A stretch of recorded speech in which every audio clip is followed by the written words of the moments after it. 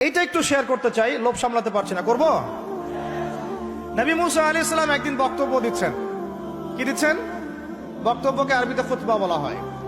তো একজন দাঁড়িয়ে বললেন, বনু ইসরাইলদের একজন, হে ইয়া মুসা, আপনি তো চমৎকার একটা বক্তব্য দিয়েছেন, আপনার চেয়ে কোনো জ্ঞানী মানুষ কি পৃথিবীতে এখন আছে?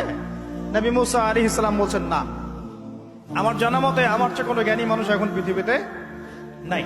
স্বাভাবিক, কারণ তিনি তখন নবী, নবীর কাছে আল্লাহর ওহী আসে, তিনি সবচেয়ে জ্ঞানী হবেন, স্বাভাবিক। আল্লাহ রাব্বুল আলামিন বললেন, মুসা, তোমার চাইতেও জ্ঞানী আমার এক বান্দা আছে। বলেন সুবহানাল্লাহ। নবী মুসা আলাইহিস সালাম যখনই শুনতে পারলেন যে আমার চেয়েও জ্ঞানী একজন বান্দা আছেন, তিনি বললেন যে আমি তার সাথে দেখা করতে চাই, আমি তার সাথে দেখা করতে চাই। যুবকরা শোনেন, জ্ঞানী মানুষের সন্ধান পাওয়ার পরে নবী মুসা নবী হয়েও দূর দূরান্ত সফর করেছেন ওই জ্ঞানী মানুষের সাথে সাক্ষাৎ করার জন্য।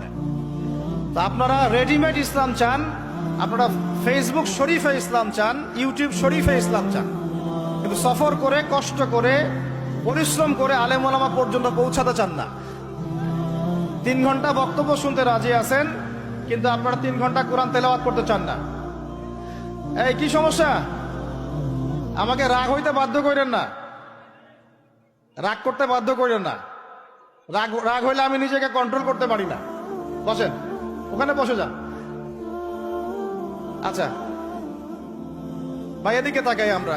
এই যে আলোচনার পরিবেশগুলো নষ্ট করা হচ্ছে, আমি এগুলোই খুব অপছন্দ করি। এই জন্য আমি বারবার মাহফিল কমিটিকে বলি যে ভাই, আপনারা মসজিদে আয়োজন করেন, মসজিদের ভিতরে করেন, জুমার খুতবায় আমাকে নেন, খুতবার পরে আলোচনা নেন, বা বাদ মাগরিব নেন, বাদ এশার হালাকায় নেন। যতগুলো মাহফিলে গিয়েছি এই জিনিসগুলো দেখেছি আমি। হই হুল্লা, চিল্লাফল্লা, শোডাউন, সেলফি ইত্যাদি ইত্যাদি। বক্তা হাঁটতে ঢুকতেই তার হিমশিম খেতে হচ্ছে, তার গায়ের উপর মানুষ হুমড়ি খেয়ে